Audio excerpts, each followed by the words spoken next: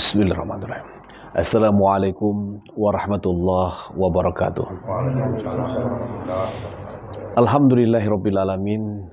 Assalatu wassalamu ala asrafil anbiya'i wal mursalin wa ala alihi wa sahbihi ajma'in. Faqalallahu ta'ala fi kitabihil karim, a'udzu billahi minasyaitonir rajim. Bismillahirrahmanirrahim. Wa nunazzilu minal qur'ani ma huwa shifaa'un wa rahmatul lil mu'minin. Shadaqallahul adzim. Sahabat-sahabat, para ikhwan, akhwat Al-Hikmah, khususnya di kanal YouTube atau YouTube channel Seni Bela Diri Al-Hikmah yang dirahmati oleh Allah Subhanahu wa taala. Segala puji bagi Allah Subhanahu wa taala. Allah Al-Ahad, Allah Ar-Rahman, Allah Ar-Rahim.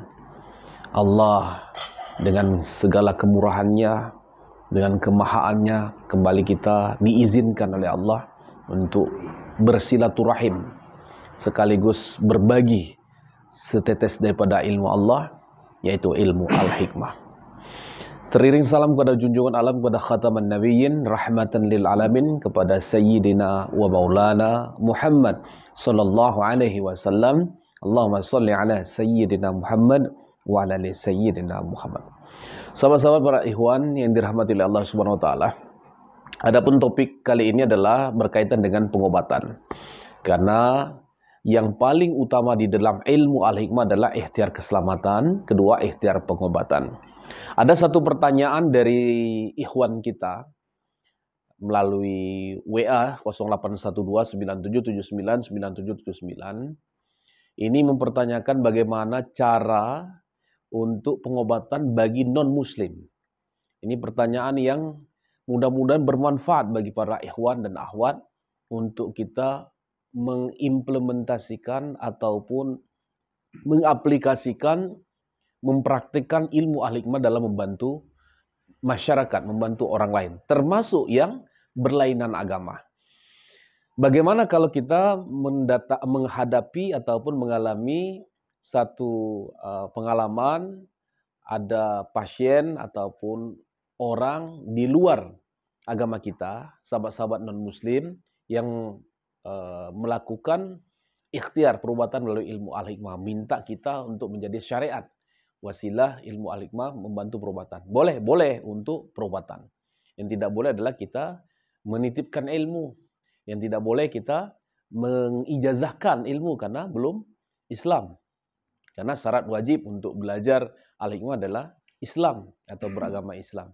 Nah, sementara sahabat kita, saudara-saudara non-muslim yang berobat boleh, karena Islam ini untuk rahmat bagi semesta alam. Jadi ilmu Al-Hikmah ini juga untuk rahmat bagi semuanya. Jadi kita dapat melakukan ikhtiar kepada sahabat-sahabat kita, saudara kita non-muslim yang berobat. Sama seperti halnya di dunia kedokteran, ada dari agama lain yang berobat, sementara kita ini muslim, maka kita tetap wajib menolong, membantu. Nah, termasuk dalam ilmu Al-Hikmah dibolehkan dalam hal pengobatan. Dan ini juga dicontohkan oleh para ulama-ulama terdahulu, termasuk dari Kanjeng Sinun Sunan Gunung Jati atau Syekh Syarif Hidayatullah Sunan Gunung Jati pernah mencontohkan mengobati yang di luar agama Islam ketika berdakwah di negeri Cina. Dalam satu riwayat beliau berdakwah di negeri Cina, melakukan dakwah dengan metode pengobatan. Nah, ini yang kita contoh juga di dalam ilmu Al-Hikmah. Bagaimana caranya kita mengobati orang-orang non-muslim ketika berikhtiar perubatan dengan ilmu Al-Hikmah.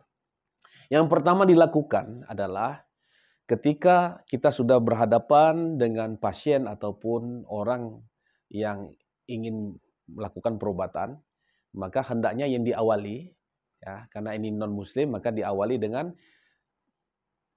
disuruh ataupun diajak untuk membasuh kakinya dan juga membasuh mukanya. Nah, itu yang biasa diajarkan oleh para guru-guru kita maupun termasuk Syekh Syarif Hidayatullah Sunan Gunung Jati dalam riwayat. Jadi meskipun non-muslim disuruh juga cuci muka dulu, ya, walaupun bukan berwudu, ya, cuci muka, cuci kaki. Nah, ini untuk kebersihan juga di dalam ikhtiar pengobatan.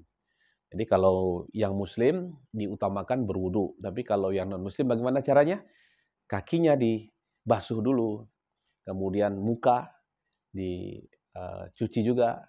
Jadi seminimalnya adalah cuci muka, kemudian cuci tangan, dan cuci kaki atau membasuh kakinya.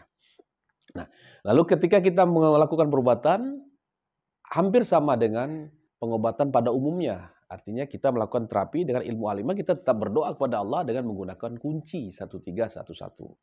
Ya, menggunakan kunci 1311. Bagaimanapun juga ini mendoakan hal yang positif, bukan mendoakan non-muslim dalam hal yang lain. Ini di dalam hal statusnya sebagai kita sesama manusia, sebagai sesama makhluk Allah di dalam perubatan. Makanya dibolehkan. Yang tidak boleh adalah kita mendoakan untuk keselamatan, mendoakan mereka agar keselamatan tidak boleh. Ya kan? Tapi kalau untuk perubatan kita dalam ikhtiar karena ini sebagai bentuk dakwah, sebagai metode dakwah kita. Ya, jadi hal yang pertama adalah membasuh anggota badan pasien yang non muslim, muka, tangan dan kaki. Itu yang lazim dipakai sebelum ikhtiar. Lalu kita membaca kunci 1311 atau 1311, lalu mengadakan rawatan perubatan. Yaitu bisa dengan semacam refleksi, bisa dengan totok darah, totok syaraf, ya, tetapi digunakan kunci di awalnya. Nah, itu. Karena kelebihan daripada ikhwan dalam perubatan ini macam-macam. Ada yang bisa notok dengan totok syaraf, tapi diawali kunci ilmu al-hikmah. Kemudian bisa juga mungkin dengan mijit, ada ikhwan-ikhwan kita juga yang mungkin yang ahli refleksi, dan bisa dilakukan. Atau mungkin dengan bekam dan sebagainya. Diawali dengan kunci 1311 atau 13113. Jadi ringkas, sama dengan penggunaan semua kehidupan, semua aktivitas kehidupan kita dengan ilmu al-hikmah itu ringkas, hanya membaca 1311 atau 13113.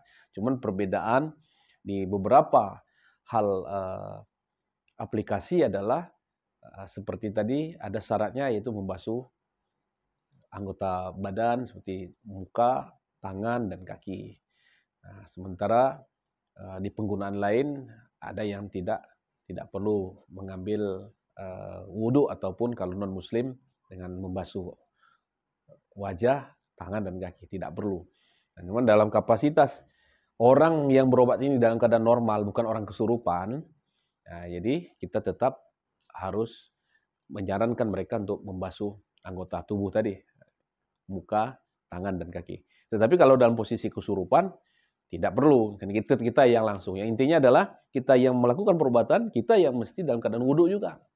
Singkat apapun waktu kita pengobatan, ataupun kondisi kita dalam keadaan darurat sekalipun, diusahakan untuk kita berwudhu dalam melakukan perobatan. Nah, khusus untuk non-muslim, inilah caranya tadi, setelah membasuh anggota badan, muka, tangan, dan kaki, kita melakukan perawatan perubatan. Sesuai dengan kemampuan masing-masing ikhwan. Bisa dengan jalur totok syaraf, bisa dengan refleksi, bisa juga dengan bekam, nah, bisa hanya dengan kemampuan yang lain. Artinya teknik-teknik perubatan cukup banyak. Ada yang menggunakan alat listrik, tapi dikombinasi dengan al-hikmah dengan tetap di awal kunci 1311 atau 13113. Nah, atau juga dengan sapuan tenaga dalam. Artinya ada upaya di dalam ilmu al-hikmah itu, telapak tangan kanan kita putar kebalikan jarum jam untuk menarik penyakit. Nah, jadi menarik penyakit, terus dibarengin dengan kedut Allahu Akbar. Boleh tidak bersentuhan. Jadi kalau pasiennya muslim ataupun non-muslim, kalau ini akhwat, nah ini usahakan tidak bersentuhan atau menggunakan alas. Itu menjaga adab, menjaga wudhu kita juga.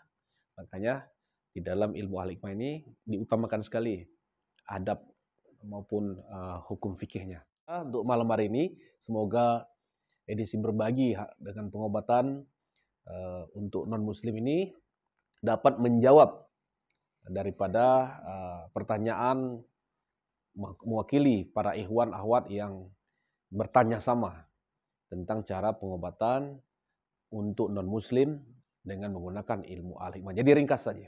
Ringkas sekali tata caranya, tinggal bagaimana pengembangan metode sistem pengobatannya. Untuk tata caranya seperti tadi, cukup kita dengan menggunakan teknik dengan sapuan tangan, dengan refleksi, dengan tutup saraf, juga maupun dengan bekam.